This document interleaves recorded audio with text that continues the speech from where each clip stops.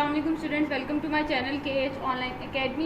Exercise 3.4 का lecture number 5 है हमारे पास। आज हमने एक्सरसाइज 3.4 का क्वेश्चन नंबर 25 से 28 तक करना है। उसने कहा है आपने सेकंड डेरिवेटिव टेस्ट यूज़ करके लोकल एक्सट्रीमा फाइंड करना है गिवन इंटरवल पे। इंटरवल का आपने ध्यान लाजमी रखना है। सेकंड डेरिवेटिव टेस्ट की मदद से आपने लोकल एक्सट्रीमा फाइंड करना है। अब तक का ये हमारा 5th लेक्चर है, तो अब तक तो आप लोगों को मैं उम्मीद करती हूँ कि क्लियर हो गया होगा कि लोकल एक्सट्रीमा हम सेकंड डेरिवेटिव टेस्ट के थ्रू कैसे फाइंड करते हैं। लेकिन चलें एक दफ़ा फिर रिवाइज कर लेते हैं। आपने फर्स्ट डेरिवेटिव लेना है, उसको 0 के इक्वल रखना है। फर्स्ट डेरिवेटिव को जब आप 0 के इक्वल रखते हैं, वहाँ से आपको x की जितनी भी वैल्यूज़ मिलेंगी उसे कहते हैं क्रिटिकल नंबर्स। क्रिटिकल नंबर जब आपके पास सिर्फ वो नंबर नहीं है जिसपे आपका फर्स्ट डेरिवेटिव जो है उसको आप 0 के इक्वल रख के हासिल करते हो, बल्कि इसके साथ साथ वो तमाम नंबर्स हैं जिसपे आपका फर्स्ट डेरिवेटिव जो है वो एग्जिस्ट नहीं करता। फर्स्ट डेरिवेटिव आपका अनडिफाइंड हो जाता है। जितने भी आपके पास क्रिटिकल नंबर्स आएंगे आपने उसको अपने डबल डेरिवेटिव में पुट करना है एक एक करके। अगर आंसर आपका लेस देन 0 होगा तो इसका मतलब आपको मैक्सिमा मिल रहा है, और अगर आपका आंसर जो है वो ग्रेटर देन 0 होगा तो इसका मतलब है आपको मिनिमा मिल रहा है। ठीक है, लोकल एक्सट्रीमा का मतलब है आपने मैक्सिमा निकालना है और आपने मिनिमा निकालना है।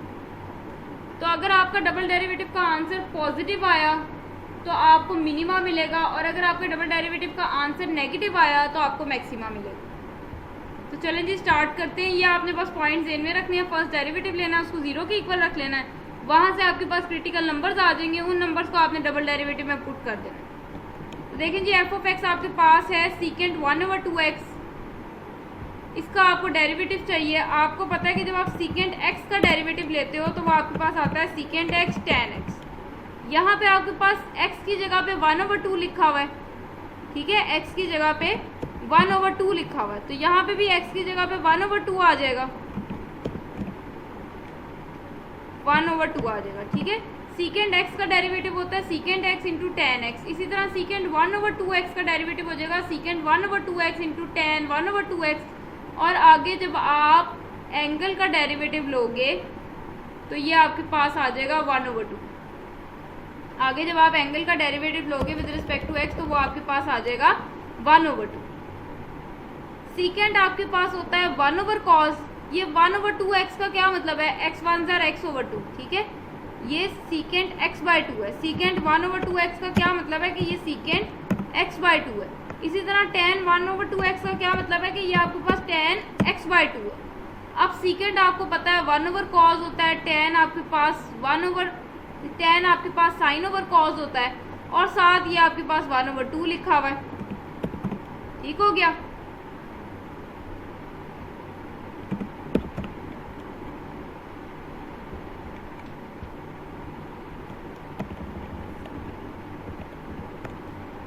ये आपका पहला डेरिवेटिव आया है। इसको जब आप 0 के इक्वल रखोगे ये 1/2 यहाँ मल्टीप्लाई हो रहा है, दूसरी साइड पे जाएगा, डिवाइड हो जाएगा, खत्म हो जाएगा। आपके पास बचेगा sin x और cos x, और cos x आपके पास बन जाएगा cos स्क्वायर x/2। ठीक है, cos x/2 आपके पास आ जाएगा cos स्क्वायर x/2। ये cos स्क्वायर यहाँ डिवाइड हो रहा है, दूसरी साइड पे जाएगा, 0 से मल्टीप्लाई होगा, खत्म हो जाएगा। आपके पास आ जाएगा sin x/2 is equal to 0। x/2 को इधर ही रहने दें, साइन यहाँ पे है, दूसरी साइड पे जाएगा, साइन इनवर्स हो जाएगा। जब आप साइन इनवर्स 0 लोगे तो साइन आपको 0 वैल्यू किस पे देता है, x एक्सिस पे देता है। साइन आपको 0 वैल्यू इस लाइन पे देता है। इस लाइन पे आपके पास एंगल एक 0 पड़ा है, एक आपके पास पाई पड़ा है। ठीक है, एक एंगल 0 पड़ा है, एक एंगल पाई पड़ा है। लेकिन उसने यहाँ पे फंक्शन की डोमेन दी है -π/2 से π/2 तक, यानी कि -90 डिग्री से +90 तक। -90 से +90 तक आपके पास पड़ा है -90, -80, -70, -60, -50, -40, -30, -20, -10, 0, फिर 10, 20, 30, 40, 50, 60, 70, 80, 90। ठीक है, -90 से 90 तक पड़े हैं, तो आपको पता है कि इसके अंदर आपको ये पाई का मतलब है 180 तो नहीं है। इसका मतलब 180 तो आपकी फंक्शन की डोमेन में नहीं है। x/2 एक दफ़ा 0 के इक्वल था और x/2 एक दफ़ा आपके पाई के इक्वल था। ठीक है, ये 2 यहाँ डिवाइड हो रहा है, दूसरी साइड पे जाएगा, 0 से मल्टीप्लाई होगा, 0 हो जाएगा, आपके पास x इक्वल आ जाएगा 0 के। ये 2 यहाँ डिवाइड हो रहा है, इधर आके मल्टीप्लाई होगा, आपके पास आ जाएगा 2π। अब आपकी फंक्शन की डोमेन -90 से 90 तक है, उसमें आपका 2π नहीं पड़ा हुआ। ठीक है, तो ये तो आपकी फंक्शन की डोमेन में नहीं है। उसके बाद मैंने आपसे अर्ज की कि क्रिटिकल नंबर सिर्फ वो नंबर नहीं है जिसपे आप अपने फर्स्ट डेरिवेटिव को 0 के इक्वल रख के निकालते हो, बल्कि इसके अलावा वो तमाम नंबर है जिसपे आपका फर्स्ट डेरिवेटिव एग्जिस्ट नहीं करता। तो आपका फर्स्ट डेरिवेटिव कब एग्जिस्ट नहीं करेगा? जब आपका डिनोमिनेटर जो है वो 0 के बराबर हो जाए। ठीक है, अगर आपके डिनोमिनेटर में 0 हो जाएगा तो फंक्शन अनडिफाइंड हो जाता है। तो इस चीज़ को मैंने 0 के बराबर रख लिया, दोनों तरफ स्क्वायर रूट लिया, आपके पास आ गया cos x/2 is equal to 0। ये x/2 इधर ही रहा, cos इनवर्स 0। आपको पता है cos 0 कब होता है? cos इनवर्स 0 कब होता है? cos ने आपको आंसर 0 देना है 90 पे और -90 पे। ठीक है, cos ने आंसर 0 कब देना है? देखो साइन आपको इस लाइन पे 0 देता है, cos आपको इस लाइन पे 0 देता है। cos ने आपको आंसर 0 देना है π/2 और -π/2 पे। ठीक है, अब ये x/2 एक दफ़ा π/2 के इक्वल है, एक दफ़ा x/2 -π/2 के इक्वल है। तो जब 2 यहाँ डिवाइड हो रहा है उसको आप ला के यहाँ मल्टीप्लाई करोगे तो 2 से कैंसिल हो जाएगा, आपके पास पाई आएगा। इसी तरह जब आप x/2 -π/2 के बराबर रखोगे तब भी ये 2 ने इधर आके मल्टीप्लाई होना है, 2 से कैंसिल हो जाएगा, -पाई आएगा। आपके पास x की वैल्यूज आ रही हैं पाई और -पाई, और मैं आपको बता चुकी हूँ कि पाई, -पाई, 2 पाई आपकी फंक्शन की डोमेन में नहीं है। इसका मतलब है 180, इसका मतलब है -180, इसका मतलब है 360। आपका फंक्शन -90 से 90 तक है, ना 90 से ऊपर जाना है ना 90 से नीचे जाना है। ठीक है, नीचे जाना से मुराद मतलब -90 से आप पीछे -100 आपका शामिल नहीं है, -120 शामिल नहीं है, -180 शामिल नहीं है, सिर्फ -90 से 90 तक आपकी डोमेन है। तो ये सारे तो आपके फंक्शन की डोमेन में से निकल गए हैं, तो सिर्फ 0 ही बचा है आपका क्रिटिकल नंबर 1। अब इस क्रिटिकल नंबर को आपने डबल डेरिवेटिव में पुट करना है। तो डबल डेरिवेटिव में पुट करने के लिए पहले डबल डेरिवेटिव लेना पड़ेगा। ये देखें जी, ये आपका पहला डेरिवेटिव आया था, इसको फिर दोबारा डिफरेंशिएट कर लो तो आपके पास दूसरा डेरिवेटिव आ जाएगा। ये पहला डेरिवेटिव आया, इसको फिर दोबारा डिफरेंशिएट कर लें, आपके पास दूसरा डेरिवेटिव आ जाएगा।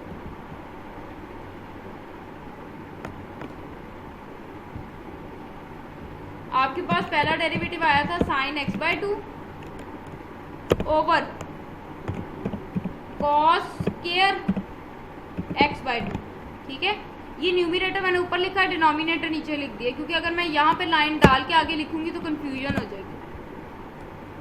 या चलें ऐसे कर लें,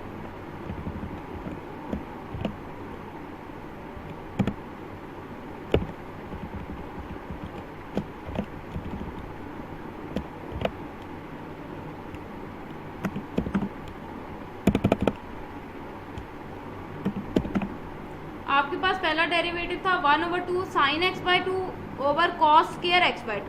क्वोशिएंट रूल लगेगा नीचे वाले का स्क्वायर। जब cos स्क्वायर x/2 का स्क्वायर लोगे तो आपके पास cos की पावर 2 थी, जब स्क्वायर लोगे तो cos की पावर 4 हो जाएगी। अब ऊपर वाले का डेरिवेटिव, नीचे वाला वैसे, तो ऊपर वाला आपके पास क्या है? sin x/2। ऊपर वाले का जब डेरिवेटिव लोगे sin x/2 का डेरिवेटिव आ जाएगा cos x/2, और आगे जब आप इस एंगल का डेरिवेटिव लोगे तो आपके पास क्या आ जाएगा? 1/2। ऊपर वाले का डेरिवेटिव, नीचे वाला वैसे, ठीक है, cos स्क्वायर x/2 साथ वैसे ही, माइनस अब ऊपर वाला वैसे ही, sin x/2 वैसे ही, नीचे वाले का डेरिवेटिव। तो नीचे वाले का जब आप डेरिवेटिव लोगे आपके पास लिखा हुआ है cos स्क्वायर x/2। तो जब आपके पास पावर में कोई चीज़ आ जाए तो उसका डेरिवेटिव कैसे लेते हैं? पावर पहले, पावर में से एक माइनस करके, फिर पावर छोड़ के बेस का डेरिवेटिव। तो जब ये पावर पहले लिखोगे तो आपके पास 2 पहले आ जाएगा, 2 में से 1 माइनस करोगे तो आपके पास cos x/2 रह जाएगा, और जब आप आगे इस cos x/2 का डेरिवेटिव लोगे वो आ जाएगा minus sin x/2। cos x/2 का डेरिवेटिव लोगे आपके पास आ जाएगा माइनस sin x/2, और जब आप इस x/2 का आगे डेरिवेटिव लोगे विद रिस्पेक्ट टू x तो वो आपके पास आ जाएगा 1/2। देखो cos स्क्वायर है आपके पास x/2, तो cos स्क्वायर का जब आप डेरिवेटिव लोगे तो पावर पहले आएगी, पावर में से आप एक माइनस करोगे तो आपके पास रह जाएगा cos x/2। ठीक है, पावर में से एक माइनस करोगे तो 2 में से 1 माइनस किया 1, यहाँ cos की पावर 1 आ जाएगी। पावर को छोड़ दो, 1 लिखो ना लिखो उससे कोई फर्क नहीं पड़ता, पावर को छोड़ दो, पावर छोड़ के इस बेस का डेरिवेटिव देखो तो cos का डेरिवेटिव आपके पास आ जाएगा माइनस sin x/2, और आगे फिर इस एंगल का जब डेरिवेटिव लोगे वो आपके पास आ जाएगा 1/2। ये 2 इस 2 से कैंसिल हो जाएगा,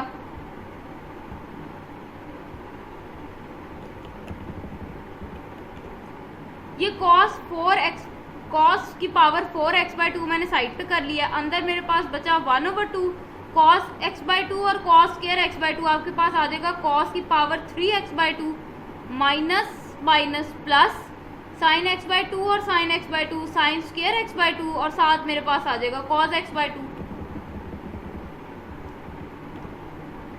अब देखिए मैंने क्या किया, cos x/2 इधर भी है, cos x/2 की पावर 3 इधर भी है, छोटी पावर कॉमन आएगी, मैंने cos x/2 कॉमन कर लिया। जब मैं कॉमन करूंगी यहाँ पे एक पावर बाहर निकल जाएगी, बाकी कितनी बचेंगी 2। तो ये देखें जी मैंने लिखा है 1/2 cos square x/2 plus sin square x/2 और cos x/2 जो मैंने कॉमन लिया था वो मैंने ये लिखा है।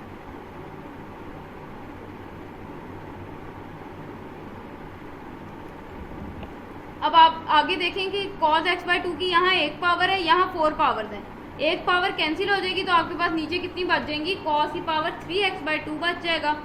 बाकी आपके पास वैसे ही 1/2 cos square x/2 plus sin square x/2। अब जब आप इसमें 0 पुट करोगे, sin 0 तो आपको पता है 0 हो जाना है, cos 0 आपके पास 1 हो जाएगा, 1 को जब 1/2 से मल्टीप्लाई करेंगे 1/2, ठीक है। और आपने देखा था कि जब हम डेरिवेटिव लेने लगे थे तो उसके साथ भी एक 1/2 लिखा हुआ था, तो ये 1/2 इंटू 1/2 आपके पास क्या बन जाएगा, 1/4 बन जाएगा, ठीक है। वो 1/2 बेशक आप सबके साथ लिखते जाओ, उससे डेरिवेटिव पे फर्क नहीं पड़ना, वो कांस्टेंट है। अब आप देखो कि ये आपको पॉजिटिव वैल्यू मिली है, तो पॉजिटिव वैल्यू मिली है यानी कि आपका f'(x) ग्रेटर देन 0 आया है, तो जब ग्रेटर देन 0 होगा तो वो आपका मिनिमा, ठीक है। आपको मैक्सिमा कोई नहीं मिला, आपको सिर्फ मिनिमा मिला है, वो किस पे मिला है, 0 पे मिला है। नेक्स्ट है जी हमारा क्वेश्चन नंबर 26। क्वेश्चन नंबर 26 में उसने कहा है कि फंक्शन की आपकी डोमेन जो है वो π/6 से 5π/6 तक है। π/6 का मतलब है 30 डिग्री और 5π/6 का मतलब है 150 डिग्री, ठीक है। आपका अब जो आंसर आपने देखना है वो 30 से 150 के दरमियान होना चाहिए, क्योंकि हमारे क्रिटिकल नंबर की डेफिनेशन में है, अगर आपको याद हो एक्सरसाइज 3.1 का लेक्चर है हमारे पास, पहला या दूसरा है, उस लेक्चर में बताया था कि क्रिटिकल नंबर वो नंबर जिसपे फंक्शन का डेरिवेटिव या तो 0 हो जाए या फिर एग्जिस्ट ही ना करता हो, लेकिन शर्त ये है कि वो तमाम नंबर्स आपकी फंक्शन की डोमेन में से होने चाहिए।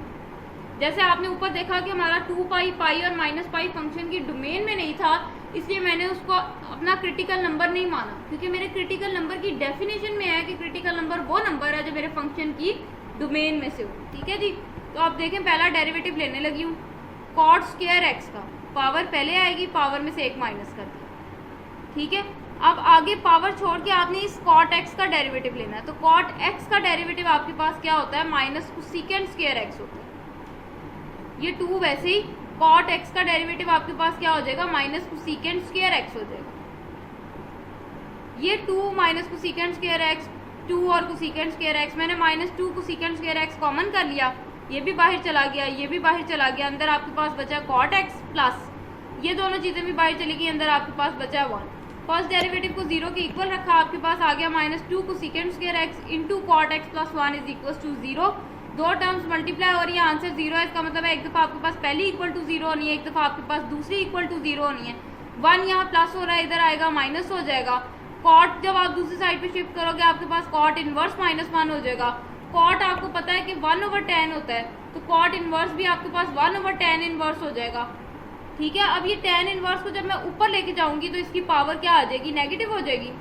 यहाँ पे देखो इसकी पावर कितनी है, 1 है, जब मैं इसको ऊपर लेके जाऊंगी तो मेरे पास tan इनवर्स -1 की पावर -1 हो जाएगी। ये माइनस आपका यहाँ एंगल के साथ आ जाता है, तो आपके पास tan इनवर्स क्या बन जाएगा, 1। और tan इनवर्स 1 आपको पता है कि एक 225 डिग्री पे होता है और एक 45 डिग्री पे होता है। अब 225 तो मेरी फंक्शन की डोमेन में नहीं है, मेरी फंक्शन की डोमेन सिर्फ 30 से 150 तक, सिर्फ 30 से 150 तक है, तो 30 से 150 तक सिर्फ मुझे 45 ही ऐसा एंगल मिलता है जिसपे tan मुझे वैल्यू 1 देता है। अब इधर आ जाइए, कोसेकेंट स्क्वायर आपके पास इक्वल टू 0 है, दोनों तरफ स्क्वायर रूट लेंगे, आपके पास कोसेकेंट x 0 आ जाएगा। कोसेकेंट क्या होता है, 1/sin x। अब जब ये साइन इधर आके 0 से मल्टीप्लाई होगा, 0 आपके पास आ जाएगा, 1 इज इक्वल टू 0। 1 कभी भी आपका 0 के बराबर नहीं हो सकता, तो आपको फंक्शन के डेरिवेटिव को 0 के बराबर रखने से कोई क्रिटिकल नंबर नहीं मिल रहा। लेकिन याद रहे कि क्रिटिकल नंबर में वो तमाम नंबर्स भी शामिल हैं जिसमें फंक्शन का डेरिवेटिव एग्जिस्ट नहीं करता। तो यहाँ पे साइन एक्स है, फंक्शन का डेरिवेटिव कब एग्जिस्ट नहीं करना, जब आपका डिनोमिनेटर जीरो हो जाए। डिनोमिनेटर जीरो हो जाए यानी कि आपका साइन एक्स जो है वो इक्वल टू जीरो हो जाए। एक्स इधर ही रहने दें, आपके पास आ जाएगा साइन इनवर्स जीरो। अब आपके पास साइन जीरो किस पे होता है, जीरो पे, पाई पे, 2 पाई पे, 3 पाई पे, पाई के जितने मल्टीपल्स होते हैं सब पे साइन जीरो होता है। लेकिन आपका फंक्शन जो है वो सिर्फ 30 डिग्री से 150 तक दिया है, उसमें पाई, 2 पाई, 3 पाई शामिल नहीं है। तो आपको यहाँ से सिर्फ एक ही क्रिटिकल नंबर मिलना है जीरो, बल्कि जीरो भी नहीं शामिल होना क्योंकि आपकी डोमेन 30 से 150 है। तो 30 डिग्री से 150 के दरमियान में जीरो भी नहीं आता। तो ये सारे तो आपके फंक्शन की डोमेन में नहीं है, सिर्फ ये π/4 ही है फंक्शन की डोमेन में। अब मैंने अपने फंक्शन का डबल डेरिवेटिव लेना है और उसमें मैंने ये पुट कर दिया। तो देखिए जी, मैंने ये ऊपर लिख लिया, मेरा पहला डेरिवेटिव आया था -2 cot x into cosecant square x और -2 कोसेकेंट स्क्वायर x। इसको मैंने फिर दोबारा डिफरेंशिएट करना है और x की जगह पे मैंने π/4 पुट कर दिया। अब आप देखो कि ये आपका फर्स्ट फंक्शन है, ये आपका सेकंड फंक्शन है। -2 को साइड पे कर लें, पहले का डेरिवेटिव कॉट का डेरिवेटिव आपके पास आ जाएगा माइनस कोसेकेंट स्क्वायर, दूसरा वैसे ही लिख दिया, फिर प्लस पहला वैसे ही, पहला मैंने वैसे ही लिख दिया, दूसरे का डेरिवेटिव। तो जब आप कोसेकेंट स्क्वायर x का डेरिवेटिव लोगे तो यहाँ पे पावर रूल लगना है, पावर पहले आएगी, पावर में से एक माइनस किया, पावर पावर छोड़ के जब आप इस बेस का डेरिवेटिव लोगे तो आपने यानी कि बेस का डेरिवेटिव यानी कि आपने कोसेकेंट x का डेरिवेटिव लेना है, ठीक है। पावर पहले, पावर में से एक माइनस किया, पावर छोड़ के बेस का डेरिवेटिव। ये -2 मैंने साइड पे कर लिया। अब ये फिर कोसेकेंट स्क्वायर x है, पावर पहले आएगी, पावर में से एक माइनस करोगे, आपके पास कोसेकेंट x रह जाएगा। और फिर जब आप इस बेस का डेरिवेटिव लोगे तो कोसेकेंट x का आपको डेरिवेटिव पता है minus cosecant x into cot x होता है। कोसेकेंट x का derivative minus cosecant x into cot x होता है।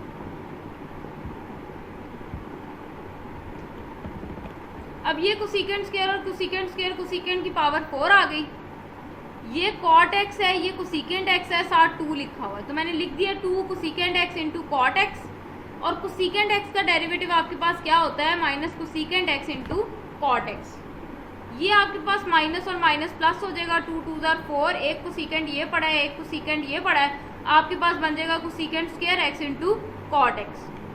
अब इस 2 को अंदर मल्टीप्लाई कर दें, जब ये 2 अंदर मल्टीप्लाई होगा आपके पास आ जाएगा minus minus plus 2 cosecant 4x, ये माइनस और ये माइनस प्लस 2 2 4, कोसेकेंट 2 दफ़ा पड़ा है, कोसेकेंट का स्क्वायर आ जाएगा, कॉट भी 2 दफ़ा पड़ा है, कॉट का स्क्वायर आ जाएगा।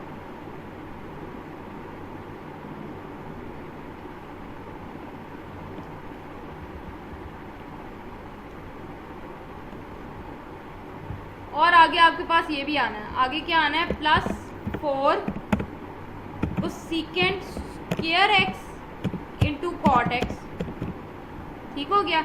अब आप पुट कर दो, वैल्यूज पुट कर देनी है। अब कोसेकेंट क्या होता है, 1/sin, ये लें जी मैंने पुट कर दिया 1/sin। कोसेकेंट क्या होता है, 1/sin। कॉट क्या होता है, cos/sin। ऊपर स्क्वायर से तो ऊपर स्क्वायर आ गए, +4 कोसेकेंट अगेन आपके पास क्या होता है, 1/sin, तो ये हो जाएगा 1/sin स्क्वायर x। और कॉट आपके पास क्या होता है, कॉट आपके पास होता है cos x/sin x। ठीक हो गया। इसमें आपने π/4 पुट करना है। तो देखें जी, साइन x की जगह पे π/4 पुट किया, ऊपर पावर 4 वैसी, साइन x की जगह पे π/4 पुट किया, ऊपर स्क्वायर वैसी, cos x की जगह पे π/4 पुट किया, ऊपर स्क्वायर वैसी, साइन x की जगह पे π/4 पुट किया, ऊपर स्क्वायर वैसी। इसी तरह ये 4 आ जाएगा, साइन की जगह पे आप π/4 पुट करेंगे, ऊपर स्क्वायर वैसे ही, cos x की जगह पे π/4 पुट करेंगे, साइन x की जगह पे आप π/4 पुट करेंगे। ठीक है। अब आप देख लो, आपको पता है कि cos π/4 पे वैल्यू 1/√2 ही होती है और साइन π/4 पे भी वैल्यू 1/√2 ही होती है। तो इस पे भी वैल्यू सेम है, इस पे भी सेम है, ऊपर नीचे अगर सेम आए तो वो कैंसिल नहीं हो जाते। इसी तरह जब यहाँ पुट करूंगी cos π/4 और साइन π/4, cos π/4 भी 1/√2 है, साइन π/4 भी 1/√2 है, वो आपके पास कैंसिल हो जाना। ठीक है, आपके पास कैंसिल हो जाना है। यहाँ पे आपके पास सिर्फ बचेगा 4/sin π/4 का स्क्वायर। ठीक है, साइन स्क्वायर x है ना, तो x की जगह पे π/4 लगा दिया ऊपर स्क्वायर।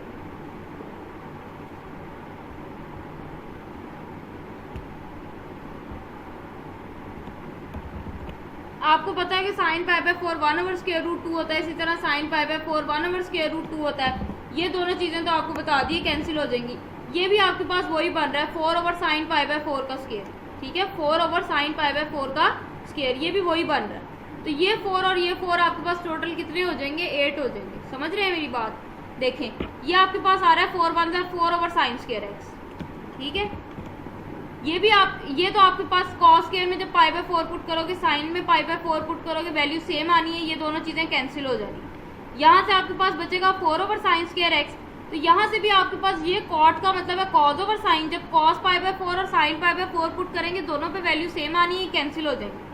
आपके पास यहाँ से क्या बनेगा, 4 1 4/sin स्क्वायर x। ठीक है, तो ये वही बन रहा है 4/sin square x। 4/sin square x plus 4/sin square x आपके पास कितना हो जाएगा, 8/sin स्क्वायर x।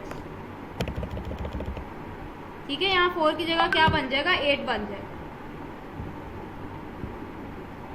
बाकी आप देख लें, अब वैल्यूज पुट कर दी मैंने। π/4 पे साइन π/4 पे 1/√2 होता है, 1/√2 पुट कर दिया। यहाँ पे आपको पता है कि अब आपके पास क्या बन जा रहा है, 8 बन जाएगा।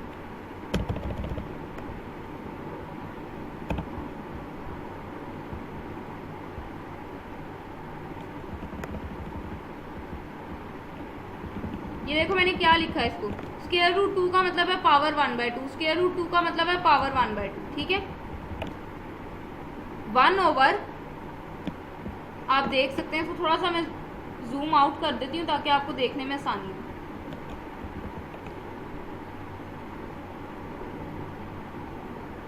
देखें जी, 1/2 के ऊपर मैंने लिखी है पावर कितनी है, स्क्वायर रूट है ना, स्क्वायर रूट का मतलब है पावर 1/2 है, और उसके ऊपर पावर 4 है। जब 1 की पावर 4 लोगे, उसने 1 ही रहना है। √2 के ऊपर भी पावर 4 है, तो मैंने ये लिख दिया, इसके ऊपर भी पावर 4 है। फिर 4 की जगह अब आपको पता है आपका यहाँ पे क्या बन रहा है, 8 बन रहा है। यहाँ पे 8 कर लें, ठीक हो गया। 1/√2 का स्क्वायर, तो जब 1 का स्क्वायर लेंगे, 1 √2 का स्क्वायर लेंगे, तो आपको पता है वो सिंपली 2 आ जाएगा।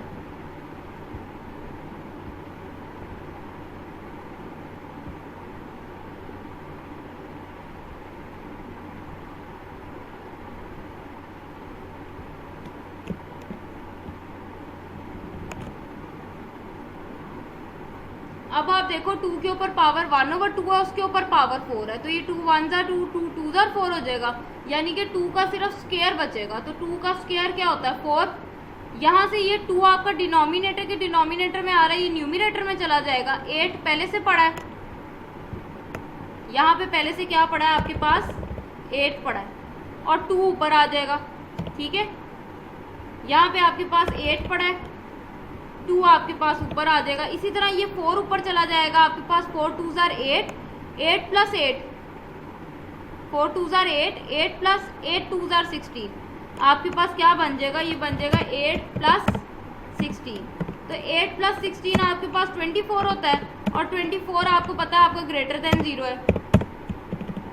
24 क्या है आपका, ग्रेटर देन 0 है। ग्रेटर देन 0 का मतलब है आपको f'(π/4 पे मिनिमम वैल्यू मिल रही है।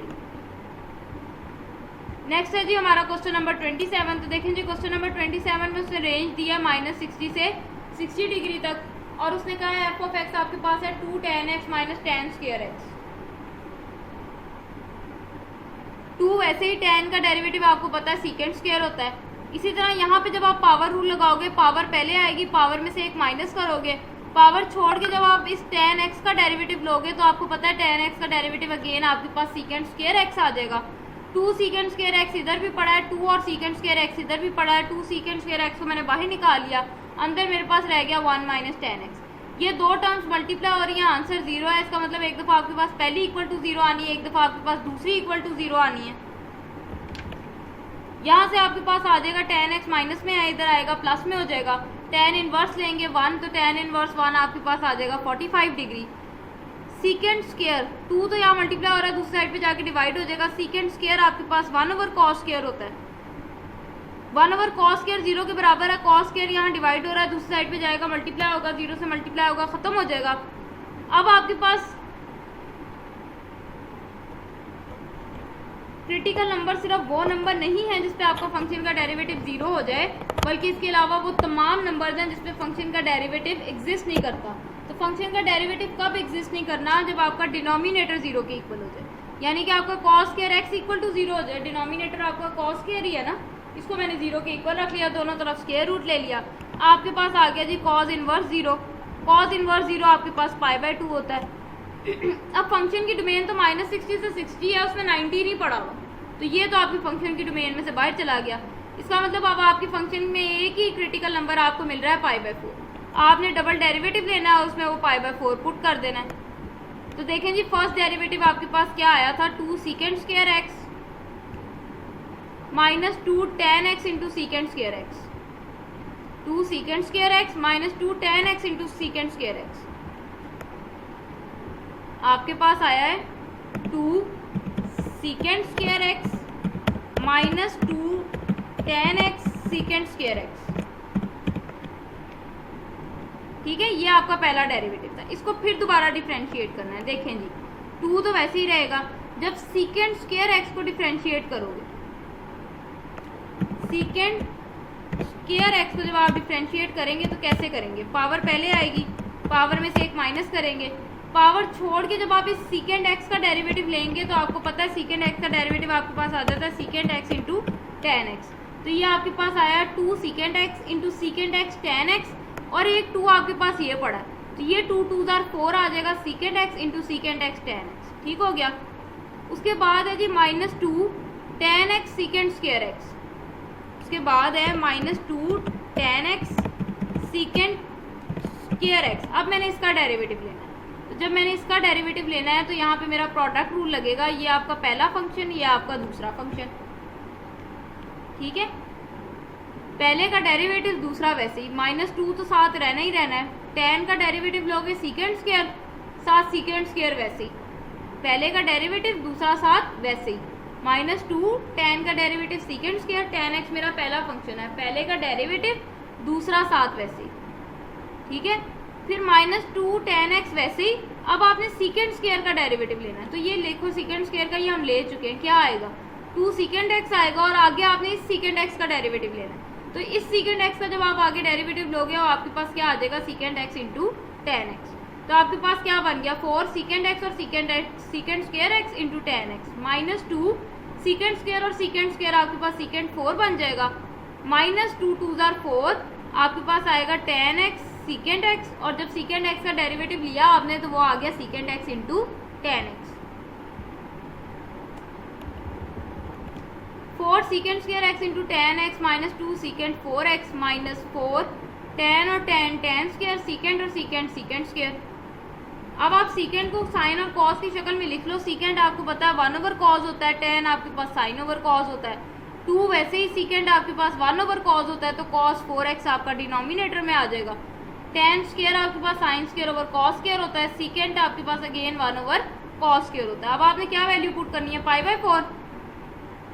ये आ जाएगा cos π/4 और उसका क्या है? स्क्वायर। ठीक है, cos स्क्वायर x है ना, cos स्क्वायर x का मतलब है कि cos x का होल स्क्वायर है, तो x की जगह पे π/4 लगाया, ऊपर स्क्वायर वैसे ही। अभी आपके पास आ जाएगा sin π/4 cos π/4। sin π/4 पे भी वैल्यू 1/√2 है, cos π/4 पे भी वैल्यू 1/√2 है, तो दोनों पे सेम वैल्यू आनी। जब आपका न्यूमिनेटर भी सेम है, डिनोमिनेटर भी सेम है, तो दोनों आपके पास कैंसिल हो जाएंगे। देखो आपके पास लिखा हो 2/2, तो कैंसिल हो जाता है ना, 1 बचता है। इसी तरह 1/√2 और 1/√2 भी कैंसिल हो जाएगा, आपके पास यहाँ पे 1 बचेगा। -2 ये फिर cos 4x है, यानी कि cos x की पावर कितनी है? 4। तो मैंने x की जगह पे π/4 पुट कर दिया, ऊपर पावर 4 आ गई। फिर ये sin स्क्वायर और cos स्क्वायर है, sin की जगह पे x की जगह पे π/4 लगाया, आपके पास आ गया sin π/4 का स्क्वायर। cos स्क्वायर x है, तो इसका मतलब है cos π/4 का स्क्वायर हो जाएगा। x की जगह पे π/4 लगाया, आपके पास बन गया cos π/4 का स्क्वायर। इस पे भी वैल्यू 1/√2 है, इस पे भी वैल्यू 1/√2 है, दोनों का स्क्वायर लेंगे वो भी सेम आएगा। जब न्यूमिनेटर डिनोमिनेटर सेम, तो दोनों कैंसिल हो जाएंगे। यहाँ पे आपके पास लिखा हुआ है cos स्क्वायर x एक्स की जगह पे मैंने पाई बाय 4 लगाया और उस सारे का क्या लेना है आपने, स्क्वायर। तो देखें जी आपके पास क्या बनेगा, ये आ गया 4 कॉस पाई बाय 4 होता है 1/√2 ऊपर स्क्वायर वैसे ही, -2 कॉस पाई बाय 4 आपके पास है 1/√2 ऊपर पावर 4 वैसे ही, -4 कॉस पाई बाय 4 है 1/√2 ऊपर स्क्वायर वैसे ही। ये 4 वैसे ही 1 का स्क्वायर 1 √2 का स्क्वायर लेंगे वो 2 आ जाएगा, -2 वैसे ही 1 की पावर 4 1 √2 की जब आप पावर 4 लेंगे, √2 की पावर 4 का क्या मतलब है, देखो √2 का मतलब है कि 2 के ऊपर पावर कितनी है 1/2, ठीक है। इसके ऊपर पावर कितनी डली हुई है 4, कितनी पावर डली हुई है ऊपर 4,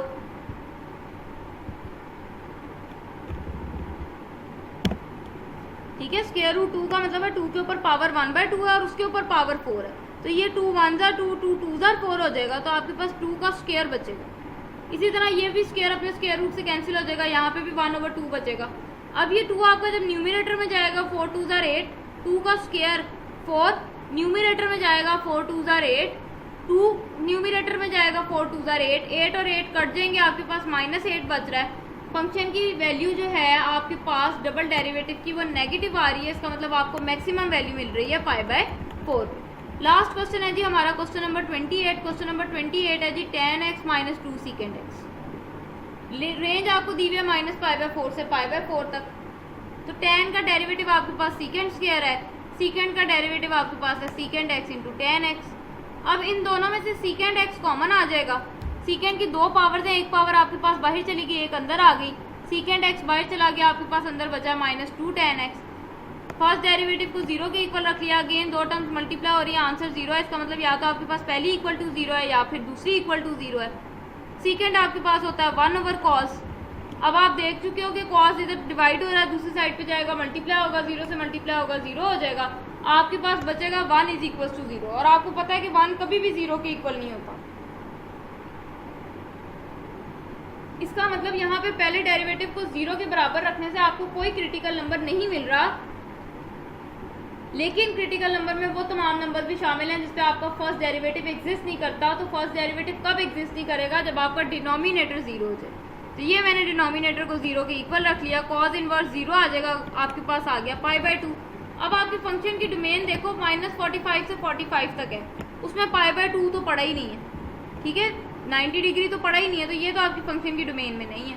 अब इधर आ जाए, ये आपके पास cos x एलसीएम आ जाएगा, सीकेंड को मैंने लिख लिया 1/cos, tan को लिख लिया sin/cos, एलसीएम आपके पास आ जाएगा cos x, ऊपर आपके पास बचेगा 1 - 2 sin x = 0।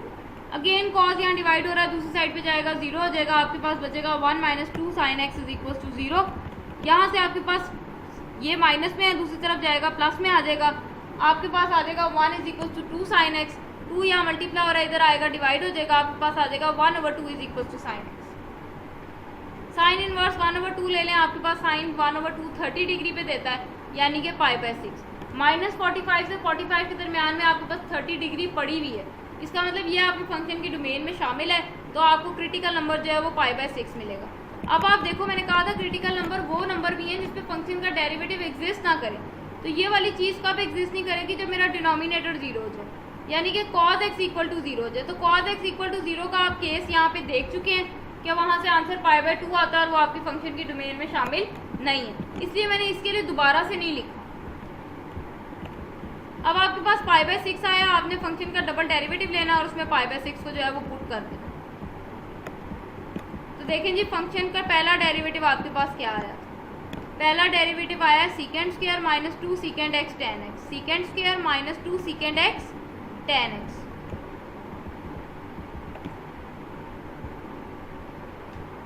पहला डेरिवेटिव आया है secant square -2 secant x × tan x। चलें जी, secant स्क्वायर x का डेरिवेटिव, पावर पहले पावर में से एक माइनस किया, पावर छोड़ के जब आप इस बेस का डेरिवेटिव लेंगे, आपको पता है secant x का डेरिवेटिव क्या हो जाएगा, secant x × tan x। यहाँ पे आपके पास प्रोडक्ट रूल लग जाएगा, -2 को मैंने साइड पे कर लिया, पहले का डेरिवेटिव दूसरा वैसे ही, पहला आपका secant है, tan आपका दूसरा है, ठीक है। पहले का डेरिवेटिव, दूसरा वैसे ही। सीकेंड एक्स का डेरिवेटिव लेंगे, आपके पास आ जाएगा सीकेंड एक्स इंटू टेन एक्स, दूसरा फंक्शन साथ वैसे ही, -2 वैसे ही, पहला फंक्शन वैसे ही। अब जब दूसरे का डेरिवेटिव लूंगी, टेन का डेरिवेटिव आ जाएगा सीकेंड स्क्वायर, ठीक है। प्रोडक्ट रूल लगा दिया मैंने, पहले का डेरिवेटिव, दूसरा वैसे ही, फिर पहला वैसे ही, दूसरे का डेरिवेटिव। अब इसमें आपने एक्स की जगह पे π/6 पुट करना है, तो ये आपके पास बन जाएगा 2 secant square x into ten x, -2 सीकेंड x into ten square x, और -2 सीकेंड cube x. Secant square x की जगह पे आपने π/6 पुट करना है। देखो सीकेंड आपके पास क्या होता है, 1/cos, ठीक है। और मुझे पता है कि cos में जब मैं π/6 पुट करती हूँ तो मेरे पास आंसर आता है √3/2,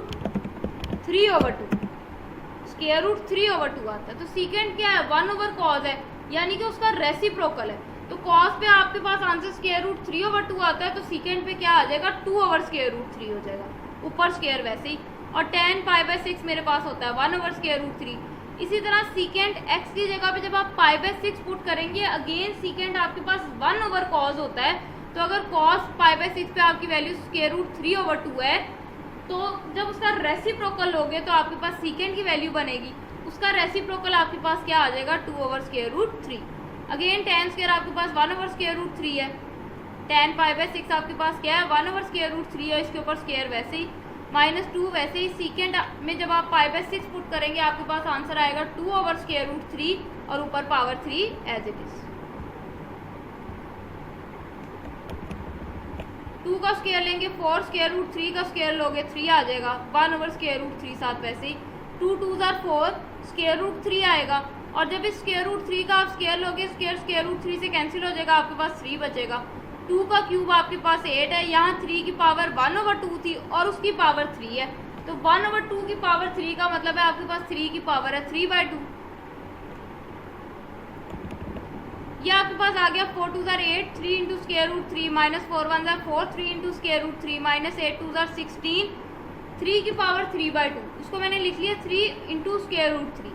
देखो ऐसे में कैसे लिख सकती हूँ, यहाँ पे 3 की पावर 1 है और ये √3 का मतलब है इसके ऊपर पावर 1/2 है, तो बेस सेम हो तो पावर्स ऐड हो जाती हैं। ये मैंने लिखा है इसको 3 और 3 का स्क्वायर रूट, 3 के स्क्वायर रूट का मतलब है 3 के ऊपर पावर कितनी है, 1/2। तो देखो बेस सेम हो तो पावर्स ऐड हो जाती हैं, यहाँ पावर 1 है, यहाँ पावर 1/2 है, तो 1 + 1/2 आपके पास क्या बन जाता है, 3/2 ही बन जाता है। तो 3/2 को मैं इस तरह से लिख सकती हूँ 3 × √3। अब आपके पास एलसीएम आ जाएगा 3 × √3, 8 - 4 - 16 -16 और -4 -20 -20 + 8 -12, 3 1 = 3 3 4 = 12। ये आपके पास आ गया -4/√3। डबल डेरिवेटिव का आंसर नेगेटिव आ रहा है, नेगेटिव आ रहा है मतलब लेस देन 0 है, लेस देन 0 है, जिसका मतलब है आपको मैक्सिमा मिला है π/6 में। इसी के साथ हमारी एक्सरसाइज 3.4 वाइंड अप हो जाती है। मैं आपसे फिर गुजारिश करती चलूँ कि नेक्स्ट लेक्चर में मेरे पास 2 चीज़ों की डिमांड आ रही है, 4.4 और 7.4। 7.4 पे कितने स्टूडेंट्स एग्री करते हैं, 4.4 पे कितने स्टूडेंट्स एग्री करते हैं, नीचे कमेंट सेक्शन में आप मुझे बताएं कि आपको कौन सी एक्सरसाइज चाहिए। मेजॉरिटी के जिस एक्सरसाइज पे कमेंट्स होंगे, मेरा नेक्स्ट लेक्चर इंशाल्लाह उसी के ऊपर होगा, तो आपके कमेंट्स का मुझे इंतज़ार रहेगा। मैं उम्मीद करती हूँ कि आज के लेक्चर की आपको समझ आ गई होगी। अगर आपको वीडियो अच्छी लगी हो तो उसको लाइक कर दें, और अगर आपने चैनल को अभी तक सब्सक्राइब नहीं किया तो उसको सब्सक्राइब कर दें, ताकि नई आने वाली वीडियोज़ आप तक बआसानी पहुँच सकें। इंशाल्लाह जल्द मिलेंगे अपने नेक्स्ट लेक्चर के साथ, तब तक के लिए अपना ख्याल रखें। अल्लाह हाफ़िज़।